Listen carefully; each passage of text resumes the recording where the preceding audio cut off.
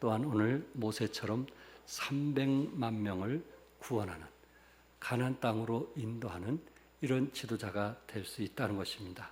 모세 한 사람, 오늘 성경에 모세 한 사람, 하나님의 백성과 함께 고난받기 하여 오히려 죄악의 낙을 누리는 것보다 더 좋아하고, 그리고 공주의 아들이야 칭함받기를 거절하고, 모세 한 사람, 이 한 사람이 뭐 그렇게 귀한가? 그러나 그 한 사람을 통해서 300만 명이나 되는 그 많은 숫자를 가나안으로 이끌어오는 지도자가 되었다는 것입니다. 여러분, 내가 한 사람을 품고 한 사람을 위해서 중보 기도하고 또 한 사람을 위해서 끝까지 인내했을 때 그 결과, 그것은 누구만 하신다고요? 하나님만 하신다. 하나님만 하신다. 나는 정말 그런 사람을 품으려고 해봤는가? 품으려고 욕심을 가져봤는가? 그냥 일반 사람들처럼 평범하게 살아가는가? 그거를 도전하기 위한 것입니다. 오늘 특별히 모세는 그 120년 동안 그 생애에서 여러분들이 잘 알고 있는 것처럼 40년, 40년, 40년 이렇게 생애를 이제 세분화해서 나눌 수 있습니다. 첫 번째 그 40년 동안은 부귀와 영화를 누렸던 모세를 우리는 보게 되는데, 당시 그는 세상을 지배하였던 최강의 나라 애굽의 바로의 공주의 아들로서 40년 동안을 생활을 했습니다. 당시 이 바로 공주에게 아들이 없었기 때문에 바로 모세가 왕의 자리에 임할 수 있었다는 그런 학자의 견해도 있었습니다. 어쨌든 모세는 40년 동안 애굽에서 참 부끄러움 없는, 어떻게 보면은 참 실패 없는, 포기할 줄 모르는 그런 삶을 누렸다고 봅니다.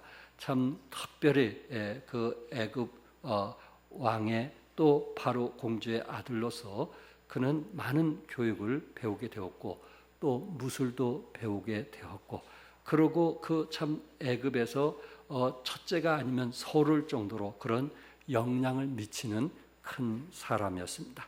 신약에서 스데반 집사님이 돌에 맞아 죽어가면서 그가 복음을 전할 때 모세에 대해서 뭐라고 했냐면은, 모세가 났는데 하나님 보시기에 아름다운지라. 하나님 보시기에 뭐 했다고요? 아름다운지라. 사람 보기에도 아름다워야 되는데 하나님 보시기에 아름다웠다. 그러니까 모세가 태어날 때부터 그의 지혜가 어떠했는가 하는 것을 우리는 보게 되는데, 모세는 태어날 때부터 아름다웠고, 그리고 그는 40년 동안 애굽에 살면서 그리고 많은 교육을 배우면서 참 부족함이 없는 그런 사람이었습니다.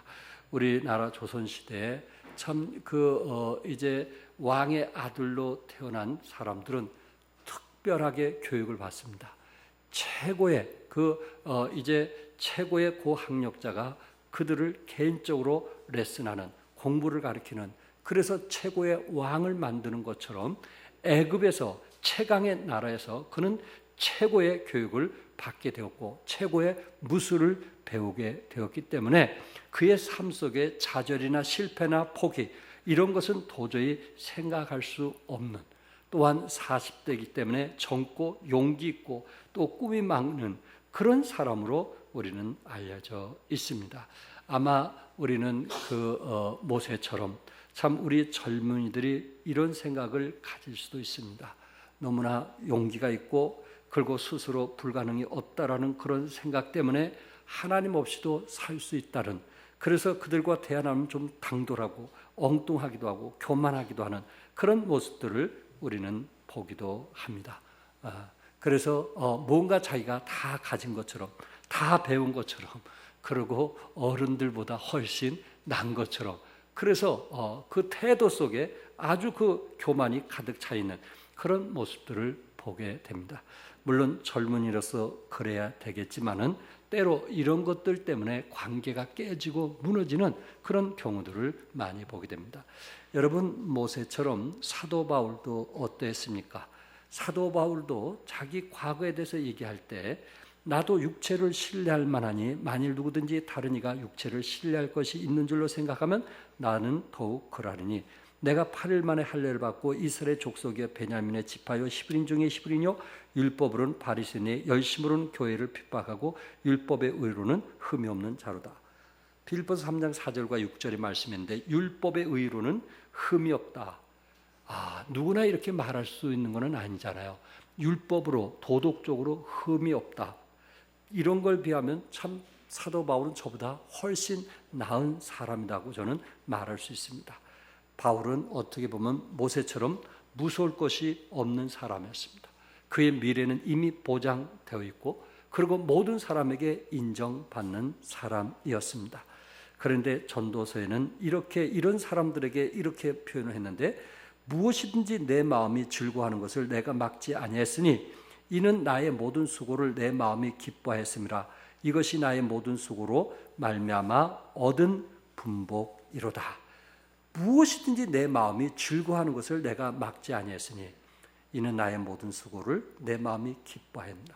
자기가 원하는 대로 자기가 즐거워하는 대로 살았다는 얘기 아니겠어요?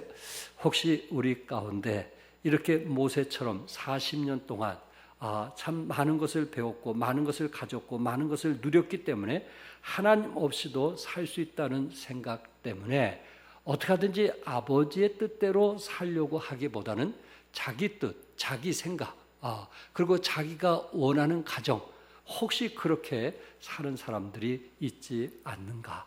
바로 모세는 그런 사람이었어요. 불가능이 없다라고 말할 정도로 실패와 또한 그 실망이라는 것은 도저히 생각해 볼 수 없는 그런 삶을 살았습니다. 그런데 그는 그 후에 40년 동안은 깨어지고 참 그 깨어지는 그런 삶을 산 것을 우리는 압니다. 하루는 히브리인과 그리고 애굽 사람들이 서로 싸울 때에 이 모세가 누구 편을 들었어요? 그 싸움에서 히브리 편을 들었어요. 그리고 애굽 사람을 주먹으로 한 대 친 게 죽고 말았어요. 그렇게 센 거예요. 모세가 그렇게 혈기가 강한 거예요. 그 순간 참지를 못해요. 주먹으로 친 게 그 애굽 사람이 죽고 말았어요. 그런데 고자질한 사람 누구였어요? 히브리인들이 고자질한 거예요. 자기는 기껏 히브리인들을 위해서 했다고 생각을 했는데 그 히브리인들이 고자질해서 결국은 이제 쫓겨 다니는 그런 사람이 되고 말았어요. 40년 동안 미디안 광야에서 양을 치면서 참 고생하면서 가난 속에 찌들면서 살았던 그 모세를 한번 생각해 보시기 바랍니다. 여러분, 사람이 가난했다가 부유한 것은 어떻게 할 수 있어도 참 부유했다가 가난한 것은 아마 감당하기가 가장 어렵고 힘들지 아니했겠는가. 모세는 너무 감당하기가 어렸어요. 40년 동안. 어떻게 보면은 모세는 부귀와 영화를 누릴 만큼 누렸기 때문에 참 후회 없는 삶을 살았는지 모르겠어요. 우리나라 조선시대 왕들을 보면 그들의 수명이 몇 년이에요? 40년에서 50년이더라고요. 수명이. 하도 잘 드셔서 그렇게 단명했는지 모르겠지만은 40년에서 50년이에요. 그런 거 비하면 여러분과 나는 우리나라 이 나라의 그 조선시대 왕보다 더 오래 살고 더 좋은 음식 먹고 더 좋은 집에 있는 것을 감사할 수 있길 바랍니다. 그 아무리 왕이 좋은 궁궐에서 살았던들 여러분 같은 좋은 아파트에서 산 왕이 어디 있겠어요? 뜨거운 물이 싹 틀기만 하면 나오지. 화장실에서 단추 하나 누르면 싹 제거되지. 이런 데서 산 왕이 어디 있겠어요? 여러분 그 이상의 부귀와 영화를 누리는 것으로 감사할 수 있기를 바랍니다. 그러니까 모세는 그런 거에 비하면 후회가 없었을 거예요. 그러나 40년 동안 하나님께서 그를 쓰기 위해서 빚으시고 깨뜨리시고 훈련하시는, 과거에는 자기가 모든 것을 다 할 수 있다라고 생각을 했을 거예요. 과거에는 자기에게 불가능한 일이 없을 것이다. 실패란 것은 없을 것이다. 늘 그렇게 살아왔던 그가 양을 치면서 자신의 연약함과 부족함을 느끼게 됐어요. 자신의 나약함을 느끼게 되었어요. 여러분, 우리가 그럴 때가 있지 않나요? 때로 완벽한 사람들이 매사에 자신만만하고 모든 것이 자기 뜻대로 잘된 것처럼 생각하다가 어떤 상황에 딱 놓이게 되었을 때 자기 스스로 아무것도 할 수 없다라고는, 내 자녀를 내가 정말 아무것도 해줄 수 있는 것이 없다는 것을 느낄 때 비로소 자신의 연약함을 느끼잖아요. 자신의 나약함을 느끼잖아요. 어머니로서 부족함을 느끼잖아요. 이것처럼 여기에 모세는 가장 힘든 상황 속에서 자신의 연약함과 부족함을 느끼게 되었고 그 안에서 전적인 하나님을 의지하는 모세의 모습을 보게 됩니다. 시편 29편 10절과 11절에 여호와께서 홍수 때에 자정하셨으며 여호와께서 영원하도록 왕으로 자정하시도다. 여호와께서 자기 백성에게 힘을 주시며 여호와께서 자기 백성에게 평강의 복을 주시로다. 우리 하나님은 어느 때 자정하시는 분이에요? 홍수 때 자정하신 분이에요. 우리 하나님은 바로 모세가 이런 시련과 어려움 속에서 나는 아무것도 할 수 없다라고 했을 때 하나님은 모세 편에서 함께 일하심을 믿으시기 바랍니다.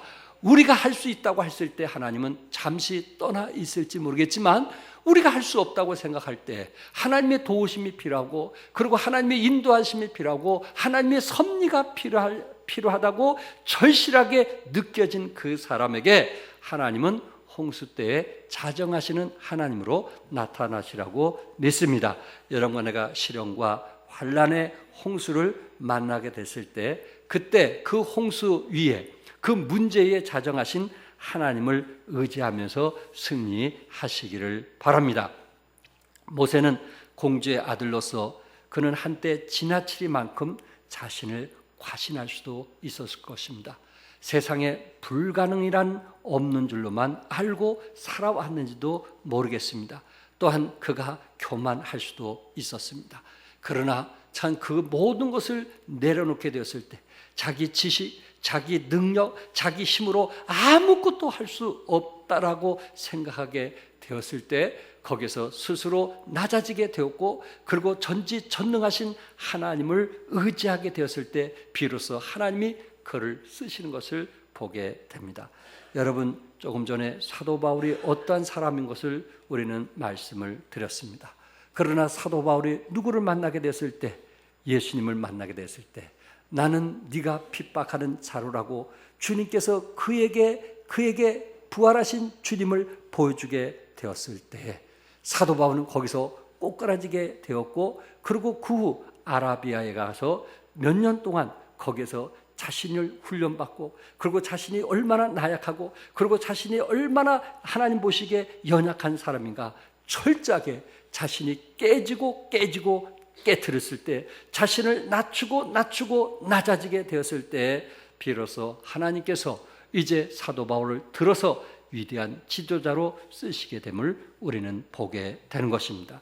이 과정을 통해서 혹시 하나님께서 여러분과 나를 깨트리고 계신다면 하나님이 우리를 쓰시기 위함이라는 사실을 믿으시기 바랍니다. 우리가 깨트려질 때 깨지지 않으면 하나님은 우리를 더 이상 쓰지 아니할 것입니다. 그러나 하나님께서 여러 가지 환경을 통해서 우리를 깨트리는 코너로 몰아갈 때 여러분 우리 자신을 내놓으시고 전적인 하나님을 의지하십시오. 하나님은 여러분을 통해서 큰 일을 이루게 될 것입니다. 그 후에 애굽에서 고통당하는 자들을 위하여 하나님께서 모세를 쓰시게 되었고 그리고 40년 동안 이스라엘 백성들을 가나안 땅으로 인도하는 위대한 지도자가 되었던 것입니다. 어느 때 그가 양을 치면서 천한 직업의 일을 하게 되었을 때 성경에 보니까 그 40년 동안 하나님께서 그를 훈련시키는 것 중에 하나가 있었는데 그게 뭔지 아시죠? 모세는 그 속에서 온유해지고 겸손했다고 그랬어요. 그러니까는 애굽의 지도자는 온유라는 단어를 그들은 사용할 이유가 없습니다. 애굽의 강한 지도자들은 겸손이라는 단어를 사용할 이유가 없습니다. 이것은 하나님만 사용하는 단어였어요. 그래서 하나님께서 모세를 쓰기 위해서는 그가 온유해야만 됐고 그가 겸손해야만 하나님께서 그를 쓸 수가 있었던 것입니다. 40년 동안 그는 미디안 광야에서 양을 치면서 지면에서 가장 뭐한 사람이었어요? 온유한 사람이었다. 그 온유한 사람으로 훈련하기 위해서 40년 동안 하나님께서 빚으시고 깨트리시는 것을 우리는 보게 됩니다. 여러분 빚이고 깨트릴 때 어떤 사람은 원망해서 하나님을 완전히 등진 사람이 있고, 어떤 사람은 하나님께서 자신을 깨트리는 것을 알고 겸손하게 그것을 받아들이면서 변화가 되어서 하나님께 더 크게 쓰임받는 사람이 있더라 하는 말씀입니다. 그 후에 그는 40년 동안 이스라엘 백성들을 인도하는 지도자로 하나님께서 호렙산 그 가시떨기에서 부르시는 것을 보게 됩니다. 하나님의 음성이 들렸어요. 이제 가라, 이스라엘 자손의 부르짖음이 내게 달하고 애굽 사람이 그들을 괴롭히는 학대도 내가 보았다고 말씀했어요. 모세는 어땠습니까? 과거에는 항상 자신만만했고 뭐든지 할 수 있다라고 생각했던 그가 내가 누구기에 바로에게 가며 이스라엘 자손을 애굽에서 인도하여 내리리까? 모세는 자신의 무능과 자신의 부족과 자신의 연약함을 이제 그는 미디안 땅에서 알게 되었습니다. 하나님께서 그에게 가라고 했을 때 나는 도저히 갈 수 없습니다. 자신의 부족과 연약함이 드러나기 시작했던 것입니다. 그랬을 때 하나님은 모세에게 내 손에 든 것이 무엇이냐? 그것을 땅에 놓으라고 했더니 그 지팡이를 놓으니까 뭐가 됐어요? 뱀이 됐어요. 그리고 그 뱀을 잡으라고 했더니 그 뱀을 잡는 순간, 꼬리를 잡는 순간 뭐가 됐어요? 그 뱀이 뭐가 됐어요? 지팡이로 변하는 그런 것을 보았어요. 결국 그 속에서 이제 하나님의 능력이 함께 하시면 나는 모든 일이 가능하겠구나라는 것을 체험하게 되었던 것입니다. 유다왕 아사 때에 구스 사람 세라가 군사 100만과 병거 300승 되는 엄청난 대군을 이끌고 왔어요. 도저히 이것은 유다 왕이 싸울 수 있는, 자기 군사를 데리고 싸울 수 있는 가능성이 전혀 보이지가 않습니다. 그럴 때 아사 왕은 하나님께 무릎을 꿇으면서 기도합니다. 역대하 14장 11절 같이 읽겠어요? 시작. 아사가 그의 하나님 여호와께 부르짖어 이르되 여호와여, 힘이 강한 자와 약한 자 사이에는 주밖에 도와줄 리가 없사오니 우리 하나님 여호와여, 우리를 도우소서. 우리가 주를 의지하며 주의 이름을 의탁하옵고 이 많은 무리를 치러 왔나이다. 여호와여, 주는 우리 하나님이시오니 원하건대 사람이 주를 이기지 못하게 하옵소서 하였더니 뭐라고 얘기했어요? 여호와여, 힘이 강한 자와 약한 자 사이에는 주밖에 도와줄 리가 없사오니 우리 하나님 여호와여, 우리를 모아서서 도우소서. 우리가 주를 의지하며 주의 이름을 의탁하옵고. 우리가 주를 뭐 한다고요? 의지한다. 이것이 우리의 고백이 되어야 되지 않겠는가? 어떤 사람이 주님을 의지할까요? 겸손한 사람. 어떤 사람이 주님을 붙들까요? 온유한 사람. 아직도 자기가 무언가라고 할 수 있다고 생각되는 사람은 하나님을 절대 의지하지 않게 될 겁니다. 하나님을 절대 붙들지 않게 될 것입니다. 왜? 자기의 생각과 경험이 하나님보다 낫다고 생각하기 때문에. 그런 사람은 무릎을 꿇지 않습니다. 기도의 생활하지 않습니다. 말씀을 멀리 합니다. 왜? 자기를 의지했기 때문에. 아직까지도 하나님의 필요성을 삶의 현장 속에서 느끼지 못하기 때문에. 그러나 아사왕처럼 이스라엘 백성들이 죽느냐 사느냐 이런 문제가 오게 되었을 때 그런 무릎을 꿇을 수밖에 없고, 그리고 이 전쟁의 승리자는 하나님이라는 것을 알기 때문에 하나님을 의지하면서 도움을 구했던 것입니다. 여러분과 나의 믿음이 이렇게 되기를 바랍니다. 하나님께서 모세를 부르실 때 나는 아무것도 할 수 없다고 했어요. 모세가 가진 지팡이는 무엇이었습니까? 그 지팡이는 맹수를 쫓아내는 지팡이에 불과했어요. 그 지팡이는 양의 피부 상태를 알기 위해서 이 털을 이제 헤쳐보는 그런 지팡이에 불과했어요. 그 지팡이는 뭐에 썼어요? 때로 지치고 힘들 때 그 지팡이로 자기 몸을 의지해서 일어나는 그런 거에 불과했어요. 그러나 그 지팡이가 하나님께 들어지게 됐을 때 어떻게 쓰셨나요? 출애굽기 7장 20절에 보면은 모세와 아론이 여호와께서 명령하신 대로 행하여 바로와 그의 신하 목전에서 지팡이를 들어 나일강을 치니. 뭘 들어? 지팡이를 들어 나일강을 치니 그 물이 다 피로 변했다고 했습니다.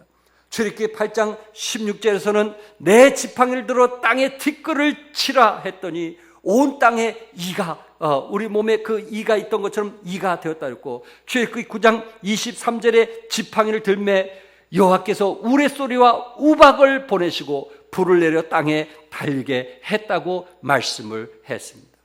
여러분, 모세가 자기가 가진 연약한 지팡이를 하나님 손에 들여지게 됐을 때 그 지팡이는 홍해 바다를 가르는 지팡이가 되었고, 그리고 반석을 치게 됐을 때, 광야에서 반석을 치게 됐을 때 그 반석에서 뭐가 났어요?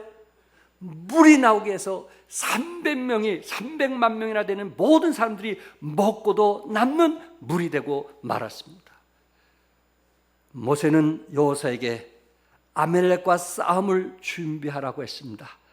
그러면서 출애굽기 17장 9절에 다 같이 읽겠어요. 시작. 내일 내가 하나님의 지팡이를 손에 잡고 산 꼭대기에 서리라. 뭘 잡고? 하나님의 지팡이. 내 지팡이가 아니고 누구의 지팡이? 하나님의 지팡이. 과거에는 그것이 내 것이었지만 그것이 하나님께 드려지게 되었을 때 하나님의 지팡이가 되어서 홍해 바다를 가르게 하고 반석에서 물을 나게 하고 온 바다에 피로 멍들게 하는 그런 역사가 일어나게 했더란 말.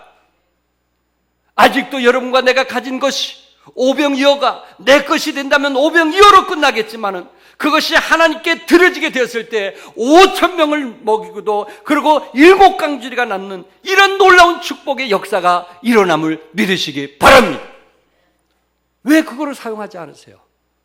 내가 가진 지혜, 내가 가진 경험, 내가 가진 능력, 내가 가진 역량, 왜 그것을 가지고 복음을 전하는데 사용하지 않냐고 아직도 내 것처럼 쓰고 있느냐 하는 거예요. 그렇다면 여러분, 나 한 사람으로서 끝나게 될 것입니다. 기껏해야 여러분 가족으로서 만족하고 우리의 인생을 마치게 될 것입니다. 모세의 지팡이는 자기 장인 장모에 먹고 사는데 도움이 되었고, 자기 아내 먹고 사는데 도움이 됐고, 자식에게 먹고 사는 도움이 되는 그런 지팡이에 불과했어요. 그러나 그것이 하나님께 드려지게 되었을 때 이스라엘 백성 300만 명을 구원하는 위대한 지도자가 되었던 것입니다. 우리는 어디에 쓰임을 받기 원하십니까? 우리 예수님께서 세상 사람들 마음을 품으시고 그들을 불쌍히 여기셨다고 했는데, 마태복음 9장에 예수께서 모든 도시와 마을에 두루 다니사 그들의 해당에서 가르치시며 천국 복음을 전파하시며 모든 병과 모든 약한 것을 고치시니라. 무리를 보시고 불쌍히 여기시니 이는 그들이 목자 없는 양과 같이 고생하며 기진함이라. 이에 제자들이 이르되 추수할 것이 많되 일꾼이 적으니. 예수님은 무리를 보시고 뭐하게 여기셨어요? 불쌍히 여기셨어요. 우리는 예수님의 마음을 품어야 돼요. 영혼을 보면은 무슨 마음이 들어야 돼요? 불쌍한 마음이 있어야 돼요. 불쌍한 마음, 불쌍한 마음. 저는 최근에 아침에 이제 새벽 기도 마치고 밖에 나가면서 늘 연세 많으신 한 분을, 부부를 만나게 되면서 정중하게 인사를 했고, 그리고 사대부구에서 만나면 정중하게 그분에게 인사를 했더니 이분이 저에게 찾아와서 도대체 누구십니까? 그래요. 그러니까 거의 한 달 동안 인사했는데 내가 누군지 모르는 거예요. 그래서 제가 종암성서 침례계 목사입니다. 그러시. 눈이 동그래지는 거예요.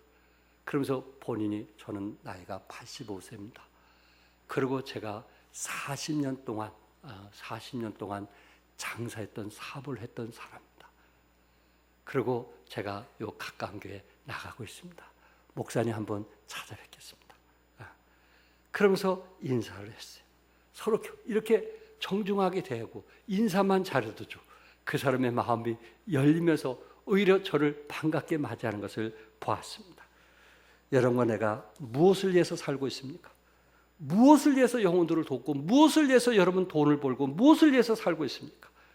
우리의 목적은 주님의 명령을 순종하기 위한 것입니다. 그러기 위해서는 오늘 찬송가처럼 우리는 성령 안에서 한 마음이 됩시다. 아멘. 무엇을 위해서? 잃어버린 영혼을 구원하기 위해서 우리는 한 마음이 되어야 합니다.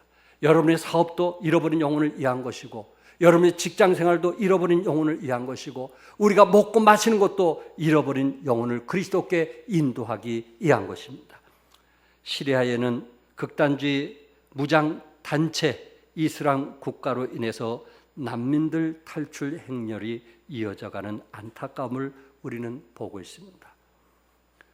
특별히 독일 총리가 난미 수용 의사를 밝힌 후로부터 국경을 넘는 사람이 하루에 6,000명에서 7,000명들이 국경을 넘어서 유럽 쪽으로 이렇게 피신을 하고 있다고 합니다. 참 나라가 없는, 집이 없는 그들의 아픔은 우리가 TV만 봐도 정말 이해가 됩니다. 아이들이 배를 타고 가다가 정말 오고 갈 데가 없어서 죽는 모습, 해변가에서 죽어가는 모습, 그런 것을 우리는 보고 있습니다. 김수길, 조숙희 선교사님 부부에 대한 이야기인데, 이분들은 18년 동안 집시, 가장 그 나라에서 사람 대접 못 받는 그 거린들을 대상으로 선교를 했다고 합니다. 18년 동안. 이 선교사님은 그들과 같이 먹고 그들과 같이 자고 그들과 어울리면서 함께 동행하게 되는데, 그리스의 나라라는 곳에 1,100만 명 인구인데 이곳에 약 400여 명의 집시촌이 있는데, 그 중에 이 400여 명의 그 집시촌에 살아가는 사람인데, 그들에게 찾아가서 예배도 드리고 그리고 그들에게 복음을 전하는 야생화 교회를 세웠다고 합니다. 그리스라고 하는 곳에는 집시라고 하는 사람이 60에서 70만 명이 넘는데, 그가 거주하는 곳은 전에 과거에 우리 그 청계천의 판자촌처럼 바로 이 사람이 있는 곳이 바로 그러한 곳이라는 거예요. 그곳에서 복음을 전하면서 최근에 성인 30여 명, 주일학생 40여 명이 참석하는 것을 보고 너무 기뻐했다고 합니다. 한 영혼 전도하는데 바늘로 파헤치기와 같이로 너무너무 힘드는, 바늘로 바위를 뚫는 것처럼 너무너무 힘드는 그런 사역을 하면서 그 교회에 모인 그 숫자로 너무 감사하고 기뻐했는데, 이분이 최근에 감사하고 기뻐하는 것을 국민일보에 실렸는데, 그게 뭐냐면은 시리아인들이 이제 나라를 버리고 참 이렇게 피신하게 됐을 때 저들에게 먹을 것이 필요하고 마실 것이 필요할 때 이 선교사님들이 찾아가면서 먹을 것과 마실 것을 주면서 복음을 전하는데, 그 이슬람교를 믿던 저들이 진정으로 나의 이웃은 하나님을 믿는 당신들입니다 하면서 거기서 복음을 듣고 예수 믿고 구원받는 사람들이 나날이 늘어나고 있다는 것을 신문을 통해서 보게 되었습니다. 우리 선교사님들은 이때가 기회다. 그렇게 중동 한 사람 예수 믿게 하기 위해서 1년, 2년 돼도 한 사람 구원받기 위해서 너무너무 힘든 상황 속에 이들이 지금 굶주림에 있기 때문에, 배고픔에 있기 때문에 먹을 것을 필요한 이들에게 복음과 함께 전해지게 되었을 때 예수 믿고 구원받는 놀라운 역사들이 일어나게 되었다는 것입니다. 여러분, 이것이 우리의 기회라고 믿습니다. 중보기도해 주시기 바랍니다. 더 많은 이슬람교들이 예수 믿고 구원받은 역사들이 일어나기 위해서 여러분 기도해 주시기 바랍니다. 모세를 통해서 하나님께서 이스라엘 백성들 300만을 구원하기 위해서 하나님께서 그 과정을 하나님께서 통과하게 하시고 그를 온유케 하고 그를 겸손케 하셔서 하나님께서 그를 통해서 영혼들을 구령하고 가나안 땅으로 인도했던 것처럼 하나님께서 우리의 어떤 과정을 통해서 쓰시기 위함이라는 것을 믿으시고, 우리도 어떤 기회가 되었을 때 복음 전도자로서 헌신하는 여러분과 내가 될 수 있기를 바랍니다. 미국에서 5년마다 선교지인 곳에 방문하여 국제 친교 모임을 갖도록 결정한 것이 지난 5년 전의 일이었습니다. 그동안 우리도 한국에 전국 친교한 것처럼 미국에도 전국 친교를 합니다. 각 나라에서 주에서 와가지고 전국 친교를 하는데, 이것을 이왕 국제 그 친교라고 했으니 우리가 선교한 나라에 가서 친교를 해보자 해서 5년 전에 필리핀 세부에서 처음으로 가졌습니다. 5년마다 한 번씩 갔습니다. 이번에 내년 3월 14일부터 17일 킹텍스의 이 모든 목사님들과 선교사님들이 함께 참여하게 될 것입니다. 국제성서 침례교회 친교회, 미국의 친교회에서 선교 본부를 둬가지고 그 미국 내 4,200교회가 있는데 그 우리 같은 성서 침례교회 4,200교회가 이제 각 세계에 복음을 전해서 그 세운 교회가 12,000교회라고 합니다. 그리고 112개 나라에 900여 명의 선교사님을 파송했다고 합니다. 그래서 이 총재가 와서 그동안 선교헌금 통계를 얘기했는데 2000년 동안 선교헌금, 그 모든 그 성도님들이 선교헌금을 모아가지고 세계 복음을 전했는데 그 액수가 얼마냐면 3,600만 불이라는, 약 4천억 정도를 그동안 선교사들을 위해서 세계에 이 4천억이라는 엄청난 돈을 쏟아 부은 겁니다. 그리고 존 코너 선교 총재께서 지금 현재 선교 직원이 25명이 미국에 있는데 1년에 최소한 필요한 게 얼마냐면은 400억 원이 필요하다. 400억 원. 그러니까 미국의 전국에 있는 성서 침례교회에서 선교헌금으로 400억 원이 들어와야 그것을 각 선교사 900여 선교사에게 그 후원할 수 있고 또한 그들이 가서 복음을 전할 수 있다고 합니다. 한번 생각해 보세요. 900명 선교사가 파송됐을 때 그 한 선교사당 100명이 예수 믿는다면 얼마나 많은 숫자들이 예수 믿고 구원받는가. 거기에 대한 막대한 돈이 투자되는 거예요. 막대한 1년에 400억 원. 그것을 기쁨으로 하고 있는 거예요. 왜? 성서 침례교회는 선교를 위해서, 선교를 하기 위해서 모여진 교회이기 때문에. 그 자체가, 성서 침례교회 그 자체가 선교가 우선이기 때문에, 그 선교를 위해서 모여진 교회이기 때문에 그렇습니다. 한국 성서 침례교회는 어떠할까요? 저는 선교 총무를 맡으면서 지난 8월 달에, 지난달이죠, 21분의 선교사님들에게 5,780 얼마 정도를 모아가지고 21분 선교사에게 보내드렸어요. 한 달에 5,700만 원이 넘는 돈이 늘 전국에서 선교헌금으로 들어오고 있습니다. 그리고 6개월 동안 3월부터 8월까지 6개월 동안을 통계를 내보니까 3억 7천만 원이 넘는 돈을 보냈어요. 6개월 동안. 그러면 우리는 1년 동안 얼마 정도를 모금할 수 있냐면 7억 정도를 모금하는 거예요. 순수하게 누구에게만 보내는데? 선교사님들에게 보내는데 7억 정도. 미국에서는 1년에 400억 원을 모금해서 후원하고 있지만은 우리 한국은 최선을 다했는데, 우리 성서침례교회가 최선을 다해서 7억 정도를 모금해서 지금 선교사님들에게 보내고 있습니다. 타 교단에 그 유명한, 이미 고인이 되셨지만 하영조 목사님은 그분 목표가 뭐냐면 생애에 자기 교회에서만 2,000명의 선교사를 파송하는 게 이분의 소원이었어요. 2,000명의 선교사. 그가 마지막 돌아가실 때쯤 되는 거의 그 정도의 선교사를 파송했다는 이야기를 제가 들었어요. 그런데 그분은 어떤 사람이었어요? 일본에 몇백억을 쏟아부어서 복음 전도하기 위해서 앞서서 헌신되었던 사람이에요. 그러니까 그 교회에 참 그 함께했던 사람이 얼마나 희생과 대가를 치렀는가 여러분 아시겠죠? 몇백억. 우리는 1년에 7억인데 거기는 한 교회에서 몇백억. 그리고 거의 2,000 선교사를 파송하는 것이 그분의 목표였어요. 이분은 어떤 사람이었어요?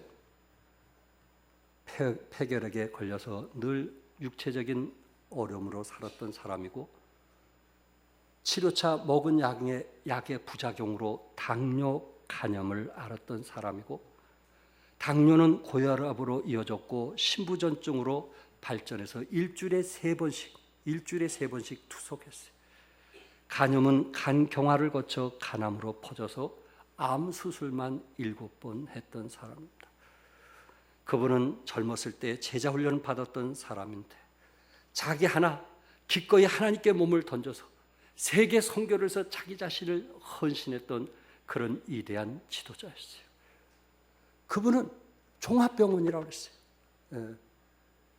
병으로서 도저히 아무 일도 할 수 없는데 그분이 한 가지, 어떠한 죽음 앞에도 그는 설교하는 것만큼은, 아무리 고통스럽고 힘든다 할지라도 강단에 와서 의자에 앉아서 설교하는 그것이 안 되면 병원에서라도 설교해갖고, 그리고 교회 TV로 방송하게 해서 어떻게든지 설교만큼은 지금까지 돌아가실 때까지 끝까지 했다고 합니다.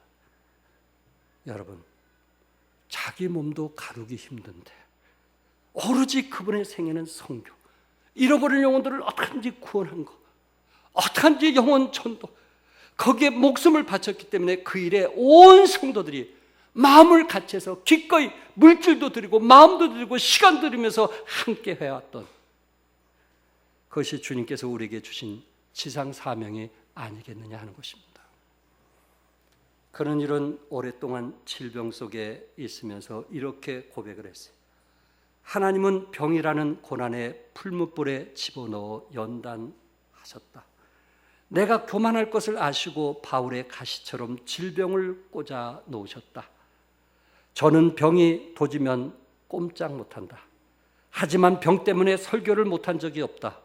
병과 설교는 언제나 동행했다. 라는 고백을 하고 있습니다. 어떤 상황이든지 성도들의 위기를 위해서 귀한 말씀을 전했고, 그리고 저들에게 선교하도록, 잃어버린 영혼들에게 대해서 관심을 갖도록, 그들의 사업이 그들의 어떤 다른 것들의 목적이 아니고 오로지 그 일에 추진할 수 있기를 원했습니다. 지난주일 오후 예배 우리는 김명수 집사님이 전지도 고 목사님과 함께 오셔서 간증을 했습니다. 우리에게 어떤 도전을 주었어요. 그래서 제가 그분에게 개인적으로 받은 것도 있어서 감사를 표현했는데, 그분이 이렇게 나에게 문자가 왔어요. 제가 당신을 위해서 기도하겠습니다 했더니, 목사님, 저를 위해서 기도하기보다는 교회와 하나님을 위해서 쓰임받도록 기도해 주십시오. 그 문자에 내 사업은 나를 위한 거는 하나도 없고 교회와 하나님의 영광을 위해서 쓰길 원합니다. 그 문자 속에 그분 자신이 하나님께 얼마나 드려졌는지 아시겠죠? 온전히 하나님께 드려진, 참 우리 그런 사람은 없겠지만 성경금 내는 거 그것 때문에 원망하고 불평하는 사람이 있습니까? 원망하고 불평하는 사람이 있어요? 좀 어떤 사람들 중에 없으면 내가 메꾸죠. 내가 그 부분을 드릴게요. 하나님께서 축복하실 겁니다. 이제 이런 사람들이 나올 때가 되지 않았나요? 이제 이런 사람이 나올 때가 되지 않았나요? 우리 교회에서 선교사님들에게 21분에게 하는데 개인당 뭐 3만 원도 하고 5만 원도 하지, 5만 원씩 한다고 생각해 보세요.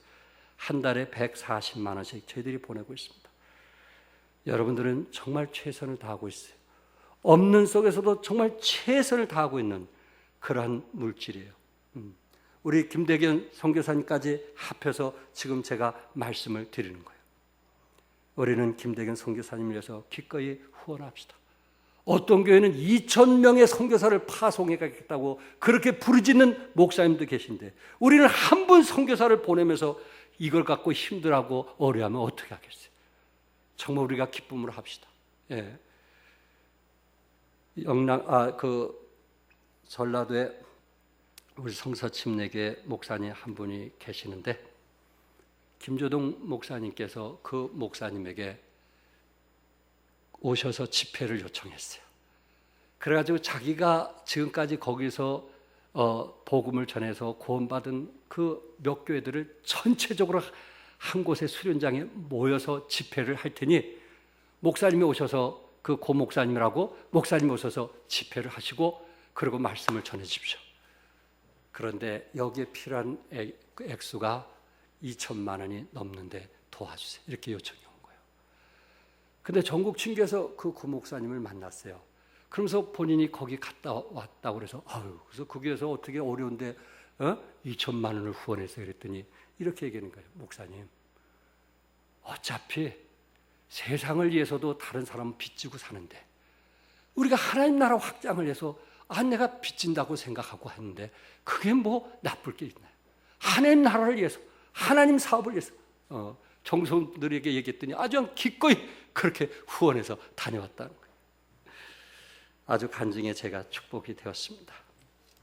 여러분, 한 사람을 통해서 그 한 씨앗이 얼마나 어떻게 영향을 미칠지 우리는 아무도 알 수가 없어요. 그러나 중요한 것은 우리는 그 한 사람에 대해서 도전하고 있는가? 새 생명 축제를 위해서 나는 그 한 사람을 위해서 중보기도 하겠다고 결단을 했는가? 하다가 못하면 어떨까? 이런 것 때문에 부담을 갖고 아예 쓰지도 않는 그런 사람인가? 그렇지 않으면 내가 지금까지 생활해 보니까 하나님께서 그동안 나를 반전시키는 그런 역사들이 중간중간 고비와 그런 속에서 있었는데 그렇구나. 하나님께서 이 영혼을 사랑하고 복음을 전하고 그리고 정말 그리스도 안에서 생명을 얻도록 하기 위해서 하나님께서 나를 지금까지 부르시고 쓰고 계시는구나. 그래, 내가 그 사람을 생각하고 고민하고 적어내고 그를 위해서 중보기도 하고 또 올해 끝나지 않으면 내년 끝나지 않으면 그 다음에 함께하는 여러분과 내가 되기를 주님의 이름으로 축복합니다. 기도하겠습니다.